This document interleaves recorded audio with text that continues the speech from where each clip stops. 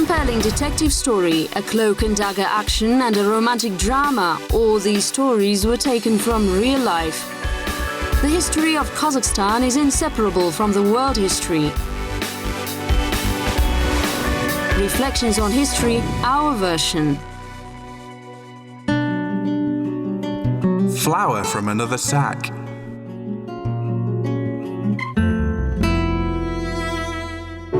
It is a warm and windy spring in Karaganda. Man-made waterfalls are situated near the statue of Kanish Sampaiva, which was sparkling in the sun. The buses are approaching bus stops and citizens are in a hurry to do their daily tasks. Some of them are meeting guests. When painting the walls of this railway station, he often imagined that he would go home. It was the last stage and he was going to be released in Karaganda. It seems that after Stalin's death, the conditions improved to a certain extent.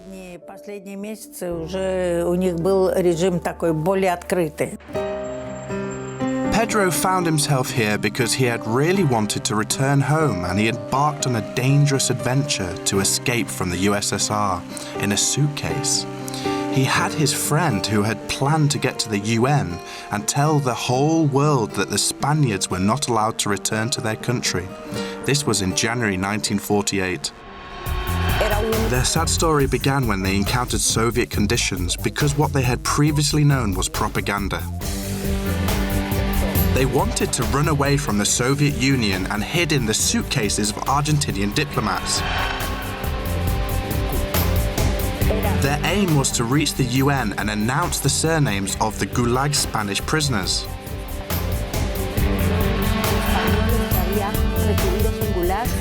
Chapter 1. Running from Threat.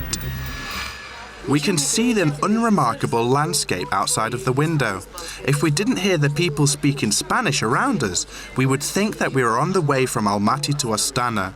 But we are going to the Spanish city of Larnavata.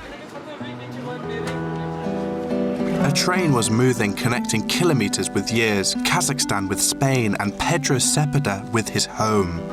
Here we can see the violinists Svetlana and KarLag exile Pedro already in Moscow. These are from the Cepeda brothers' childhood. Their mother did not have anything else except for these photos. She did not even see the letter he had written before his escape. Dear parents, I am writing these lines at a moment difficult for me. My life was not easy in this country. I have felt cold, hunger, and suffered. It would take too much time to tell you about everything.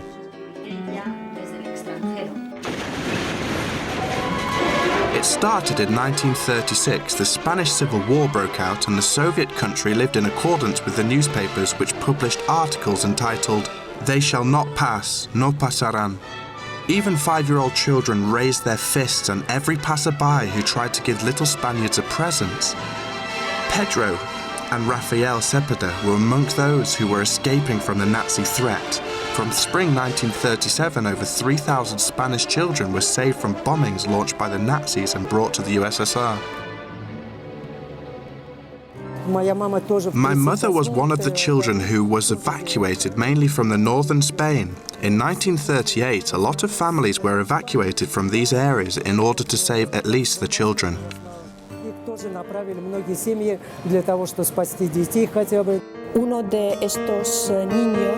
Pedro Cepeda Sanchez was about 15 when he arrived in the Soviet Union, together with his 12-year-old brother, Rafael. Pedro was a cheerful boy.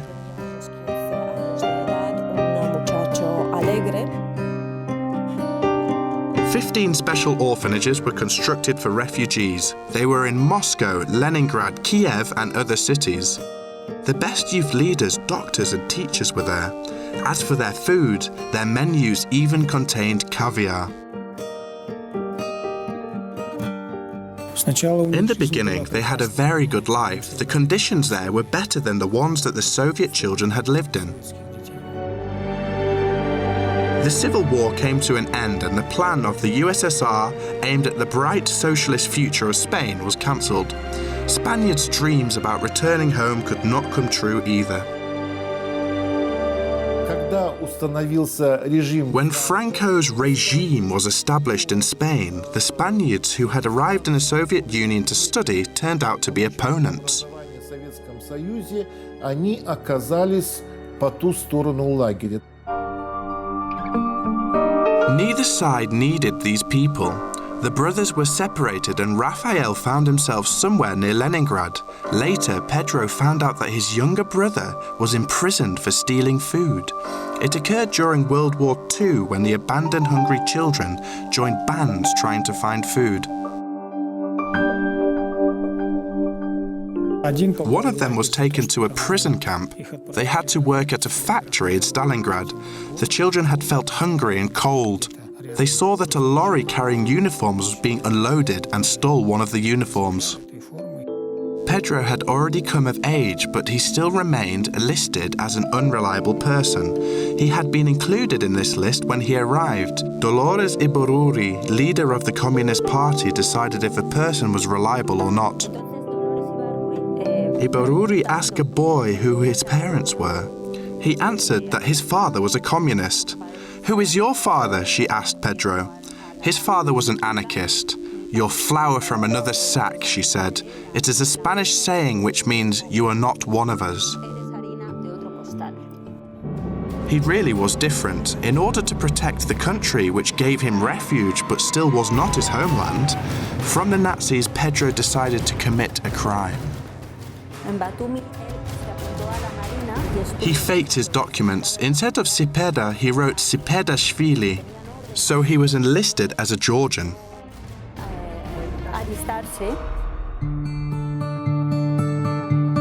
He was in the Black Sea Fleet during World War II, graduated from training, sang in the Moscow theatres and dreamt of meeting his parents again in Spain. After the war, people had an opportunity to go to countries of Latin America. However, Cepeda was not among those lucky people. They wanted to reunite with their families and parents who were in Spain. This desire was understandable. Then Pedro and José Tuñón developed an audacious and fantastic plan. People from the Argentinian embassy, where he worked as a translator, promised to help him. Chapter 2.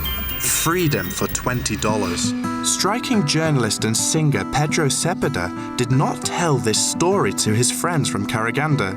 He recalled how he had built a local railway station, had slept near the legs of stone miners, and used coal as a pillow. However, he did not say a word about the matter, which an adventure novel could be based on. The plan was prepared very detailed, and it failed due to these very details. They did not obtain freedom because they lacked $20. My suitcase is heavier than yours, so I have to pay in addition. I need $110, but I only have $90. I must find $20, otherwise all will go to pot, squealed the Argentinian diplomat. Pedro's escape was delayed for 2 days. Only pilot Tuñón flew to Argentina. However, the suitcase where he hid was put upside down, and during the flight, José felt bad.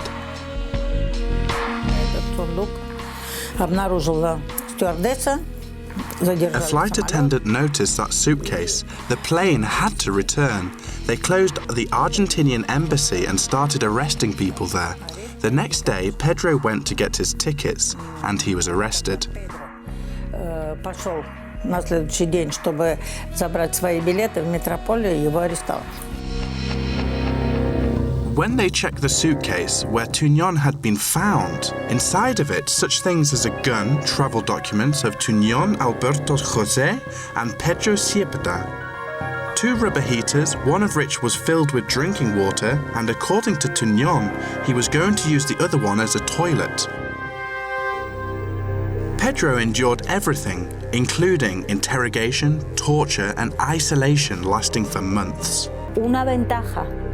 He had an advantage when he was beaten severely. He fainted.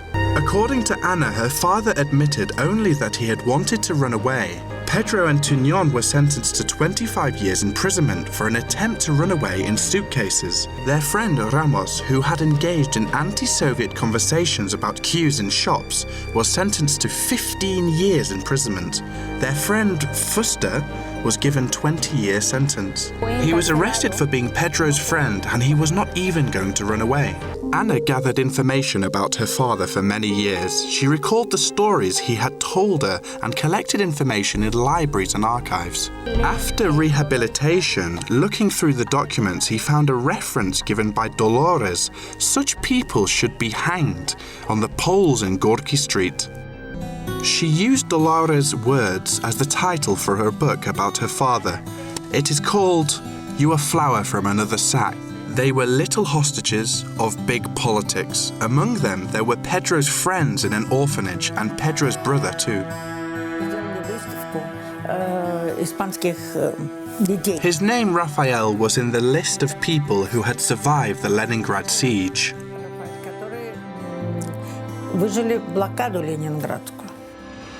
Chapter 3. No pasarán. In August 1948, the unfortunate fugitives were sent to different places.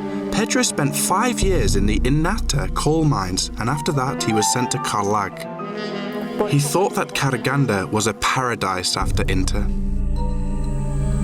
Although that paradise was behind barbed wire, they could listen to the radio. Jailers were not so cruel and the weather was better. The most important fact, that he met many fellow sufferers there. They gathered in a storeroom where they engaged in intelligent conversations about literature and culture.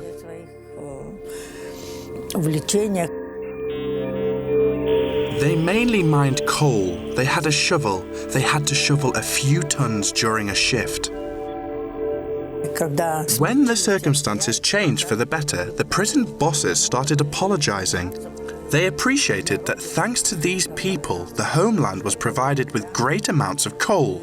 Pedro, who liked joking, said, "If you use this coal, don't forget to prepare mittens and something warm."